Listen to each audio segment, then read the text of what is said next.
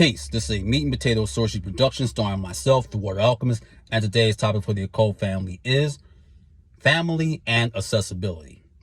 Now, many of us have had parents or grandparents who have made their transition, and while we're still on our earthly journey, the question that many people have is, do they watch over you? Or more importantly, do they have accessibility to you? This all depends. And let Mentor tell you why it all depends. What was the relationship with you and said person while they were here? You have to keep this in mind, because usually when people are about to meet their demise, this really has happened. They really have felt it, because you can feel it in your being. Like, some people can feel it like anywhere upwards to maybe 5 to 7 years, and they no longer have no fight. So what ends up happening is that the spirit will accommodate the body, and then certain family members or their elders on the other side, what happens is that they release them from this spiritual prison. And when you are dealing with this, as you evolve, they're looking at you and they can't wait, because remember, they really start to find out who you really are. Because some of them, depending on their level of understanding, they have access to the Akashic records. You don't know who you are. Like I said, certain memories are going to come and others won't. And I'm going to tell you this. Let's say you have a friend, you were like a brother from another mother or sister from another father, and you never met their parents for whatever reason, because they're no longer here. What ends up happening is that because of the pivotal role that you're playing in the life of their child, now they're going to watch over you as well. They don't have to, but they will. Shout out to Constable Will. Thank you. Legend Archer's father. You know.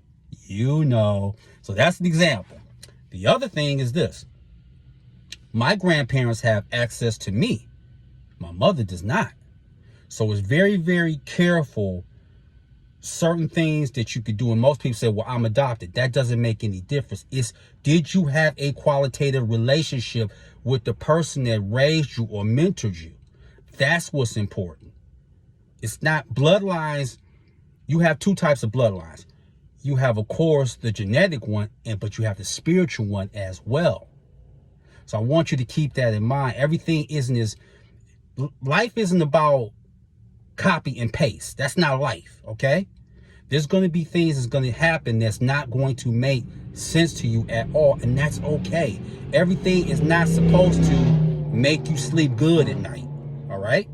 So every family member is not going to have access to you, because the more that you're growing and you're pushing and you're challenging yourself on your arcane and metaphysical journey, people over there, they're lucky if they're going to be able to like stand in line. Because that thing is, okay, and I get it. Certain information wasn't around back then.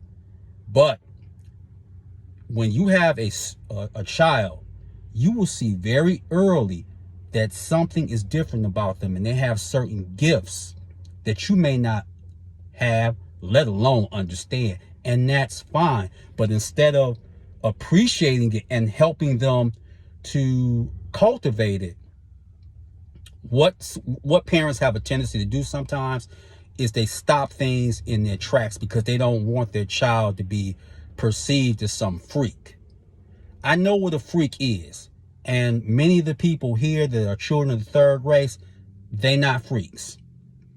They're just not only marching to the beat of their own drum, they're composing their own music. And that's very important. So everybody on the other side is a family member.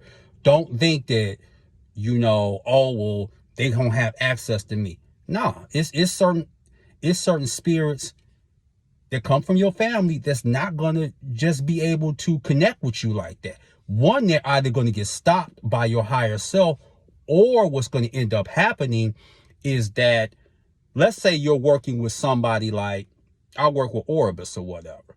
So Orbis commands certain legions, just like there's other spirits. Let's say you work with the Jinn. They're going to stop that way out. They're going to stop that at the gate. Like, no. Because the whole thing is, the reason that you're here is to try to raise your consciousness. One, so you won't reincarnate. That's one.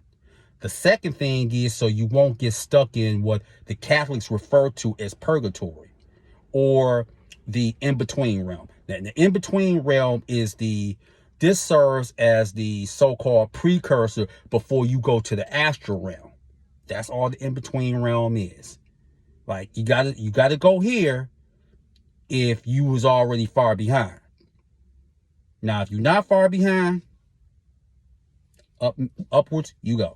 So everyone's not going to be able to have that access to, even if you use your pendulum, even if you use your tarot, and you may not understand it, but they know what's really going on over there. So that's very important that you keep that in mind. So with that, that is your meat and potato sorcery for the day.